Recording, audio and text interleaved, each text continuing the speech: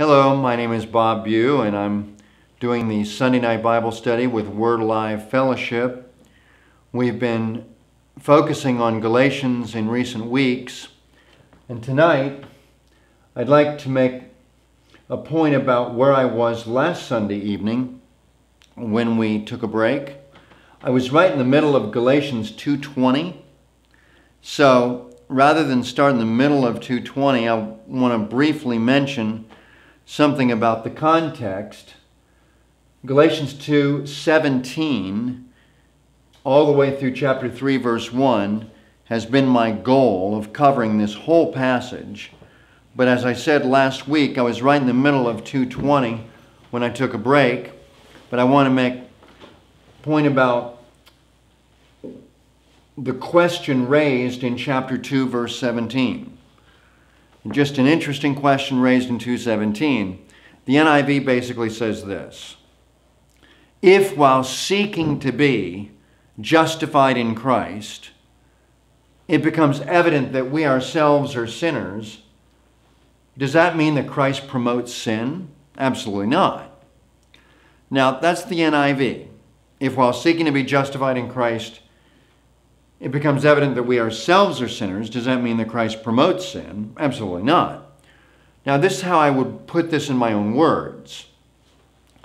If we're seeking to be right with God because we're depending on the fact that God sees Christ and His righteousness, then what if it turns out that in our personal life we discover that we're sinners, just like everybody else on the planet? Does that mean that Christ promotes sin? Literally, is Christ a minister of sin? Well, the NIV idiomatically presents that. Does that mean that Christ promotes sin? And he gives the answer, absolutely not. Well, I feel like the question of verse 17 implies a level of discomfort with the teaching about God's grace. The way that the question is presented. Well, if it's just the fact that you're going to be right with God because Christ is right with God and you're identified with Him, then, should we just go ahead and have the attitude that we should just keep on sinning because we can get away with it? The very way that the question is presented to me implies that somebody's not comfortable with the grace of God. As if to say that Paul is writing the letter and he's thinking that somebody in his audience is going to be uncomfortable with the teaching about God's grace. So he goes ahead, basically asks the question for the person in the audience. Just ask the questions for them. Well, if we're going to be right with God because God sees Christ as righteous, even though we're sinners, somebody's going to think, well, maybe this is a message of grace that just gives us a license to sin or something like that.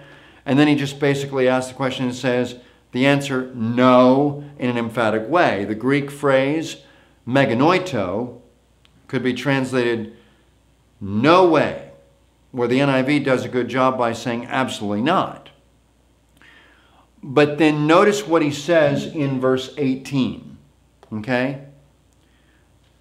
As if to think that this person in Paul's audience is implying by their question in verse 17 that we should just go back to the law because they don't like grace, so let's go back to the law. Well, in verse 18, this is how the NIV puts it in verse 18, if I rebuild what I tore down, then I prove that I'm a lawbreaker.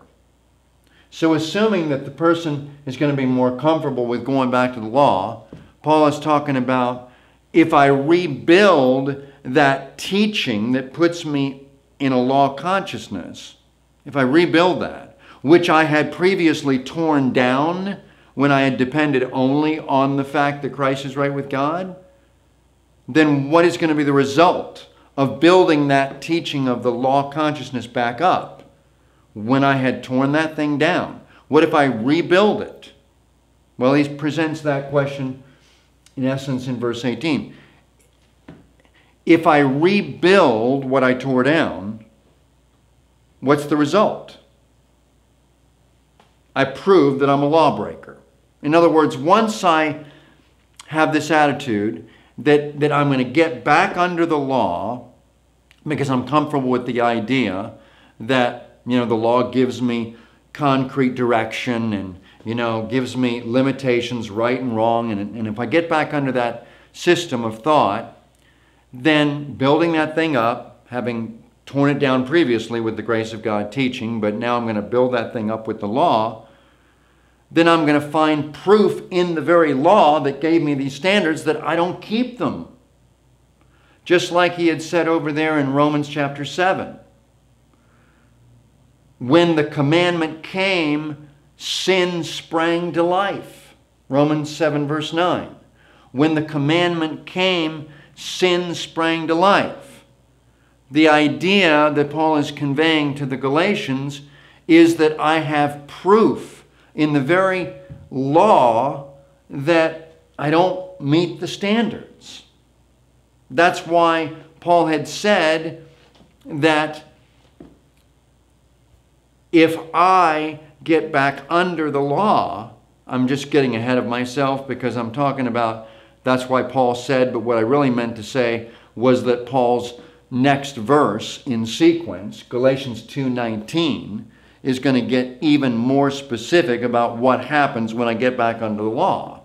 Well, verse 18 had said, I proved that I'm a lawbreaker.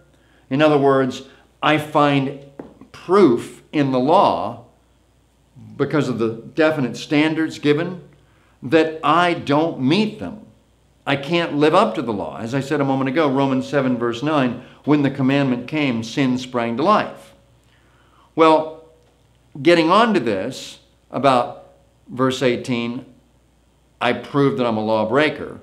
When I try to rebuild that system of law observance, and then I find, wait a minute, the law is telling me that I don't meet the standards. Yeah, I like the idea of having standards, but then I find out, wait a minute, there's a double-edged sword here, because now the law is condemning me for being a lawbreaker. I have proof that I'm a lawbreaker. Well, he gets into this even more when he goes to verse 19. Not only do I find that I'm a lawbreaker in verse 18, but in verse 19, I find that I'm under a sentence of death. Because in verse 19, he says, through law, I died. In other words, through law, not only do I have the sentence of death on me, but as far as God is concerned, that death has already been carried out on me. Like I've been executed through the law. 2:19 NIV, for through law I died. In other words, the law demands that a sinner must die. And as far as God is concerned, every sinner got what was coming to him or coming to her on the cross. And that'll be explained further when we get into verse 20 about the cross, when he says, I've been crucified with Christ. But for now, in verse 19, NIV is saying, through law, I died. And then understanding that the law didn't really want to have a relationship with me. Because the law said, you don't keep my standards, I'm going to give you the death penalty. Well, in 2:19, it says, through law I died. But then it goes on to say in 19, that death ended my relationship to the law. The law didn't even want me. And it was all or nothing with the law. Either I was going to keep the whole thing, or I was going to be put to death for not being obedient. So in 2:19, through law I died, ending my relationship to the law. NIV says, for through law I died to the law. Meaning that the law put me to death, thereby ending my relationship with the law. So, as Romans 7 verse 1 indicates, the law only has authority over a person that's living. The law doesn't have authority over a dead person. And when I understand what this is saying in 2:19, through law I died, canceling my relationship with the law, in order that I might live for God. Well, in order for me to live for God, that implies I've got to have some kind of resurrection experience here, because the law put me to death. So now on the side of resurrection, I can live for God the opposite of the earlier objection to the grace of God. Remember that objection back in 2:17? Well, this grace of God sounds like, Christ is going to promote sin. Well, Paul's saying no. In fact, he's saying meganoito, absolutely not, in verse 17. And then if I rebuild the law, then I find proof in the law that I don't keep its demands. And then the law, says, I'm not happy with you, put you to death, ending my relationship with the law, because the law only has authority over a person that's living, not one that the law has put to death.